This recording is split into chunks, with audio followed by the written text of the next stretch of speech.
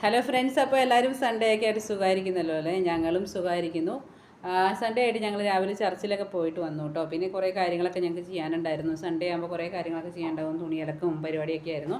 പിന്നെ ഞങ്ങൾക്ക് നാളെ എക്സാം ആയതുകൊണ്ട് എക്സാമിൻ്റെ കുറച്ച് പ്രിപ്പറേഷൻസ് ഒക്കെ ഉണ്ടായിരുന്നു. അതുകൊണ്ട് ഞങ്ങൾ വ്ളോഗിനൊന്നും പോകാനുള്ള സമയം കിട്ടിയിട്ടില്ല. അപ്പോൾ ഇന്ന് നമ്മൾ കുറച്ച് വൈകുന്നേരത്തെ കുറച്ച് കാര്യങ്ങൾ, ഒരു ഈവനിങ് വ്ളോഗാണ് കേട്ടോ ചെയ്യുന്നത്. ഓക്കെ. ഹലോ ഗൈസ്, അപ്പോൾ നമ്മൾ അവൽ നനയ്ക്കാൻ പോവാണ്. ഞാൻ അവലെടുത്ത് വെച്ചിട്ടുണ്ട്. അതുപോലെ ശർക്കര, തേങ്ങ, ഏലക്കായും ജീരകവും ചതച്ചത്, കുറച്ച് കാഷ്നട്ടും എടുത്ത് വെച്ചിട്ടുണ്ട്. ആദ്യം തന്നെ നമുക്ക് അവൽ നന്നായിട്ട് ശർക്കര ഇട്ടിട്ടൊന്ന് തിരുമ്മിയെടുക്കാം കേട്ടോ. കാരണം നമ്മളിത് സ്പൂണൊന്നും വെച്ചിട്ട് മിക്സ് ചെയ്തിട്ട് കാര്യമില്ല. കാരണം അവൽ ഭയങ്കര നല്ല ക്രിസ്പിയാണ്. അപ്പോൾ അത് സോഫ്റ്റ് ആണെന്നുണ്ടെങ്കിൽ നമ്മൾ ശർക്കര ഇട്ടിട്ട് നന്നായിട്ടൊന്ന് തിരുമ്മിയെടുക്കണേ. അതിനുശേഷം നമ്മൾ തേങ്ങയും ഏലക്കായും ജീരകവും കാഷ്നട്ടും ഒക്കെ ഇട്ട് കൊടുത്താൽ മതി കേട്ടോ.